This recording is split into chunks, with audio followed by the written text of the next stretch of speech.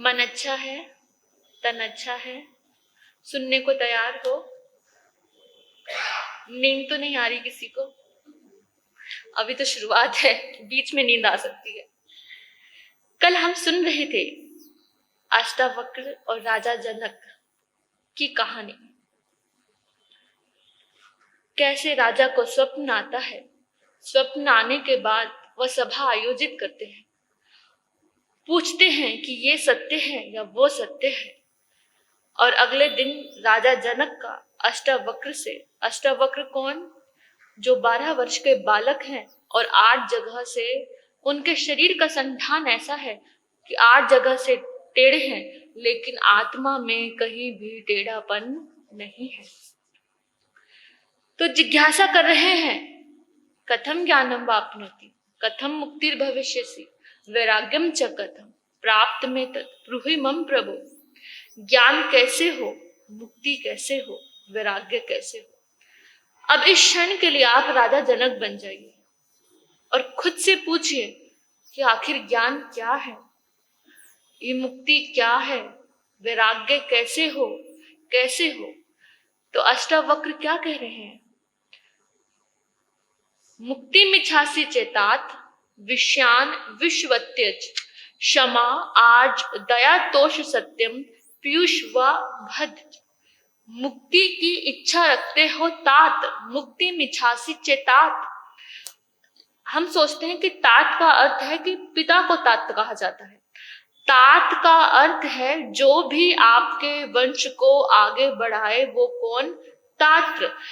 अब वो तात पिता भी हो सकता है, चाचा भी हो सकता है, पुत्र भी हो सकता है, पुत्री भी हो सकती है। संसार का वंश आगे बढ़ाए वो भी तात, और धर्म का, ज्ञान का जो वंश आगे बढ़ाए वो भी तात। तो वो 12 वर्ष का बालक अष्टावक्र क्या कह रहे हैं? मुक्ति मिच्छासि चेतात, मुक्ति की इच्छा रखते हो तो विषय को विष के समान त्याग दो। विष क्या? जहर। जहर खाने से मर जाते हैं ना। अगर कहो कि कोई जहर खाओ तो मर जाता है ना इंसान। तो कहते हैं ये जो विषय है ये विष के समान है। विषय क्या? जिससे भी कर्म का बंधन हो, जिस भी कार्य से, जिस भी सोच से, विचार से उस विषय जो भी बंधन का हेतु है उसे विष के समान त्याग कर क्षमा, सरलता, दया और संतोष को ग्रहण करो। एक ही बात में, स्थूल बात को एक ही बात में अष्टावक्र खत्म कर देते हैं। भगवान कृष्ण जब अर्जुन को गीता का ज्ञान दे रहे हैं तो बहुत बार अर्जुन को जगाना पड़ता है, ऐसे नहीं, ऐसे नहीं, ऐसे नहीं, ऐसे। तब जाकर कहीं अर्जुन का पात्र साफ होता है और वो कहते हैं कि कौन है स्थिति प्रज्ञ, कैसे होते हैं, कैसे रहते हैं, कैसे चलते हैं। लेकिन अष्टावक्र ने सिर्फ एक ही बार बोला, और दूसरी बार क्या बोलते हैं वो? न पृथ्वी न जन्म न अग्निर न वायु द्योन न वा भवान एशान साक्षी मात्मानं चिद रूपे विश्राम तिष्ठसि।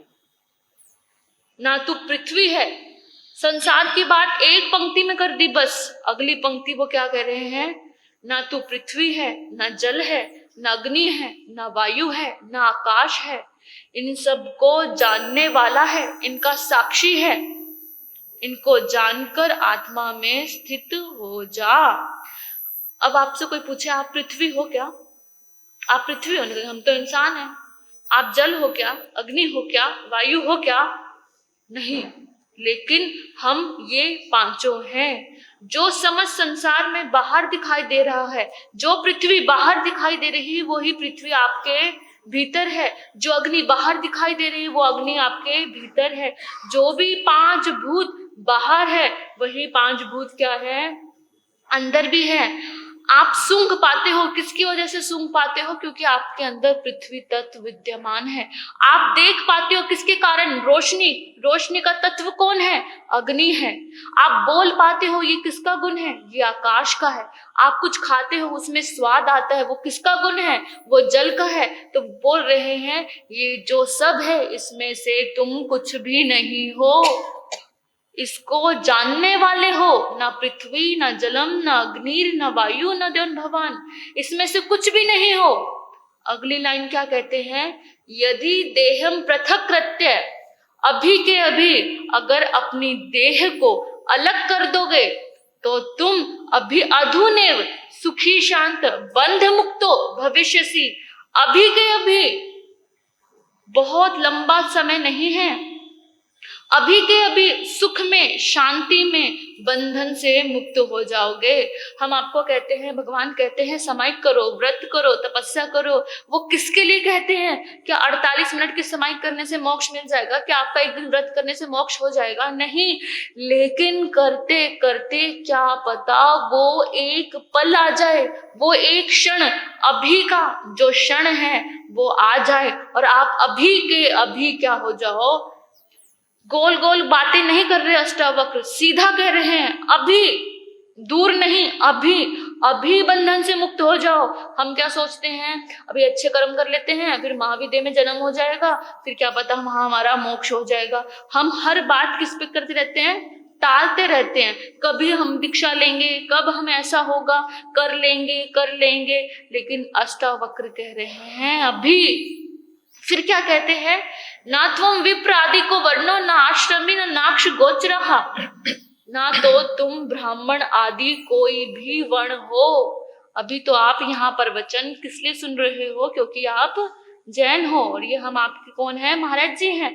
और हम भी किस लिए कह रहे हैं, आपका अन्न खाते हैं, आपका भोजन लेते हैं, आपका स्थान ग्रहण करते हैं, तो इसलिए यहाँ आकर बोल रहे हैं। तो वो क्या कह रहे हैं, ना त्वम विप्र आदि को वर्णो, ना आश्रमी, ना आश्रम में रहने वाले कोई हो, ना आक्ष गोचरहा, ना जो आंखों से दिखाई देने वाला है वो हो। तो कौन हो? अकर्तासी, अभोक्तासी, ना करने वाले हो ना भोगने वाले हो। तुम कौन हो? सदा देखने वाले हो। और ये क्या है महाराज साहब, पता नहीं आपको समझ आ रहा है या नहीं आ रहा है मैं क्या कह रही हूँ। फिर वो कहते हैं, मुक्तो अभिमानी मुक्तो ही। अगर तुम समझते हो कि तुम अभी मुक्त हो तो मुक्त ही हो। अगर तुम समझते हो कि अभी तुम बंधन में हो तो क्या हो, अभी बंधन में ही हो। ये तो की वदंती सत्य है, और की वदंती सत्य है। जैसी मति वैसी गति, जैसी मति होगी वैसी ही तुम्हारी गति होगी। अब अष्टावक्र ऐसी कथन करते जा रहे हैं। हर कथन में वो सिर्फ आत्मा की ही बात कर रहे हैं, किस तरीके से, कैसे, हर प्रकार से जनक को समझा रहे हैं। और राजा जनक भी क्या कह रहे हैं फिर, आश्चर्य है, आश्चर्य है, आश्चर्य है, मैं वो शुद्ध शांत स्वरूप हूं, आश्चर्य है। अहो अहम नमः, नमस्कार है किसको? मुझे खुद को नमस्कार है। राजा जनक जब अष्टावक्र की बात सुनते हैं तो क्या कहते हैं, अहो अहम नमः, अहो अहम नमः, मुझे स्वयं को नमस्कार है, धन्य है कि ये इतना चतुर है कि जन्मों जन्मों तक इस शरीर में बैठ के रहता है, फिर भी इस शरीर को कभी छूता नहीं है, धन्य है मुझे। ओहो अहम नमो महाविनाशो यस्तियः, नमस्कार है, धन्य है, पूरे संसार का विनाश हो जाए, ब्रह्मा से लेकर तिनके तक का विनाश हो जाए, लेकिन मेरा विनाश कभी होता नहीं है। राजा जनक तो इतने भाव विभोर, अहो अहम नमम, न मैं ये हूं, ना मैं पृथ्वी हूं, ना जल हूं, मैं कुछ भी नहीं हूं। ये संवाद उनका चलता है और कहते हैं ये संवाद चलते चलते राजा, अभी तो वो राजा जनक थे, अब वो विदेही जनक हो जाते हैं, उनको ज्ञान हो जाता है, उपलब्ध हो जाते हैं वो इतनी सी बातों से। और हम तो कब से सुनते आ रहे हैं, मैं खुद इतनी बार पढ़ती हूँ, 20 बार पढ़ चुकी हूँ, फिर भी भीतर कुछ ना कोई क्रांति घटित होती है। हमेशा हम अपने मैं को पकड़कर बैठे रहते हैं। ये रही स्थूल की बातें, सूक्ष्म की बातें। अब हम थोड़ा स्थूल पे आ जाते हैं। हमें नहीं समझ में आ रहा कि वो इतनी सारी ज्ञान की बातें क्या कह रहे हैं कि मैं ये नहीं हूं, मैं वो नहीं हूं, पर मैं तो सांस ले रहा हूं, मुझे समझ आ रहा है कि मैं कुछ हूं, हमने तो कुछ पकड़ कर रखा है। तो हम जैसे लोगों के लिए, मेरे जैसे लोगों के लिए पहली ही पंक्ति अगर हम जीवन में साध लेंगे तो शायद ये सूत्र हमारे जीवन में कभी ना कभी खुले। तो पहले वो क्या कह रहे हैं, मुक्ति मिच्छासि चेतात विषयान विष व त्यज, क्षमा आर्ज दया तोष सत्यम पीयूष व भदज। अभी के अभी अमृत के समान ग्रहण कर ले, किसको? दया को, संतोष को, शांति को। करुणा और दया फर्क है, एक होती है करुणा और एक होती है दया। भगवान महावीर की जो करुणा है वो करुणा है, और हम जो लोग करते हैं वो दया है। दया क्या? किसी व्यक्ति को देखकर, किसी इंसान को देखकर, उसके हालात को देखकर जो हमारे भीतर से भाव उमड़ते हैं वो क्या है? दया है। अब आपके दर पर कोई आया, आपको वो गरीब लग रहा है, उसके कपड़े फटे हैं, तो आप उस पर क्या कर रहे हो? दया कर रहे हो। और करुणा क्या है? जो बिना किसी भेद के निकलती है, जैसे सभी तीर्थंकर के भीतर से निकलती है, सभी परमात्मा के भीतर से निकलती है। वो ना ये देख रहे हैं कि ये अमीर है ना गरीब है, ना अच्छा है ना बुरा है। करुणा में सिर्फ आध्यात्मिक क्रांति होती है कि ये आत्मा को जानने का पात्र है, वो करुणा। तो भगवान महावीर हम सब पे क्या करते हैं? करुणा। और हम जैसे लोग क्या करते हैं? दया। एक छोटा सा बालक है, नामू उसका नाम है, उसके पूरे शरीर पर फोड़े हो गए हैं। क्या हो गए हैं? फोड़े। बड़ी तकलीफ है उसको, चलता भी है तो भी दर्द होता है, उठता है तो भी दर्द होता है। माँ से उसकी पीड़ा देखी नहीं गई। माँ ने कहा, बेटे सामने पलाश का पेड़ है, पलाश का वृक्ष है, वहां पर जा और उसकी छाल उतार के ले आ।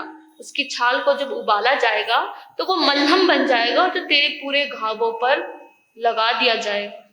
तो माँ की बात सुनी और वो कुल्हाड़ी लेकर छोटा सा बालक चल पड़ा। जैसे ही उसने कुल्हाड़ी पेड़ पर मारी तो क्या? पेड़ का रंग निकला, और वो क्या रंग था? लाल। तो नामू ने क्या सोचा कि पेड़ को दर्द हो रहा है, पेड़ का खून निकल रहा है, मैंने कैसे पेड़ को कुल्हाड़ी मार दी, और वो घर को वापस लौट आए। तो माता ने पूछा, हाँ बेटा ले आया छाल? तो देखा उनकी पूरी धोती लाल, नामू की। पूछा, क्या हुआ, तेरी धोती लाल कैसे है, ये खून कैसा बह रहा है? तो बोला, माँ जब मैंने पेड़ को कुल्हाड़ी मारी तो उसका खून निकला, तो मैं देखना चाहता था कि जैसा दर्द उसको है वो दर्द कैसा है, तो मैंने अपने पैर पे भी कुल्हाड़ी मार कर देखा कि दर्द कैसा है। ये है करुणा, जो किसी के दर्द को देख ना सके। नामू की माँ ने गले से लगाया और कहा कि तू एक दिन बहुत बड़ा संत बनेगा, महात्मा बनेगा। और वो महाराष्ट्र में नामदेव नामक संत के नाम से प्रसिद्ध भी है। फिर कहते हैं, क्षमा आर्ज दया तोष संतोष। संतोष किस पर टिका है? परिग्रह पर। किसका अपोजिट है? परिग्रह। भगवान महावीर ने सूत्र दिया ना, परिग्रह। परिग्रह मतलब क्या? हमको लगता है कम सामान इकट्ठा करेंगे तो परिग्रह, ज्यादा सामान इकट्ठा करेंगे तो हम अपरिग्रही हो जाएंगे। तो क्या नहीं, अगर आपके पास एक सुई भी है, क्या समझ संसार में आपके पास कोई धन, कोई संपदा, कुछ भी नहीं, लेकिन अगर आपके पास एक सुई भी है और उस सुई पे आपकी आसक्ति है, आपकी ममता है, तो आप परिग्रही। भगवान का मतलब ये नहीं कि ज्यादा सामान इकट्ठे करने वाला परिग्रही और कम सामान करने वाला कम। आप सोने से लदे हुए हो, राजा भरत सोने से लदे हुए हैं, राजा जनक सोने से लदे हुए हैं, लेकिन किसी भी एक भी चीज में आसक्ति नहीं है, तो वो सही मायनों में क्या है? तो कहते हैं संतोष। और संतोष के लिए क्या कहा गया? निर्धन कहे धनवान सुखी, धनवान कहे सुख राजा को भारी। क्या? निर्धन कहे धनवान सुखी, धनवान कहे सुख राजा को भारी। राजा कहे चक्र सुखी, चक्रवर्ती कहे सुख इंद्र को भारी। राजा कहे चक्रवर्ती सुखी, चक्रवर्ती कहे सुख इंद्र को भारी। इंद्र कहे श्री राम सुखी, श्री राम कहे सुख संतन को भारी। इंद्र कहे श्री राम सुखी, श्री राम कहे सुख संतन को भारी। संत कहे संतोष में सुख, बिना संतोष ये दुनिया दुखारी। संत कहे संतोष में दुख, बिना संतोष ये दुखिया दुखारी।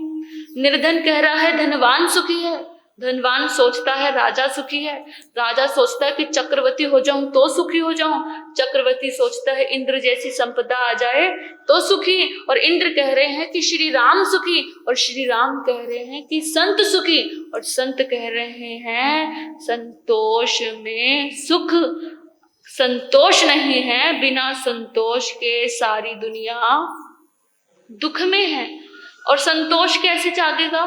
जब हमारे भीतर भगवान महावीर का, अष्टावक्र का कोई तो सूत्र, कोई तो चीज, कोई तो क्षण हमारे भीतर जागेगा, अंदर से हमारे आएगा कि नहीं आज मैं इस चीज का विवेक रखूंगा, बिना विवेक के संतोष भी नहीं।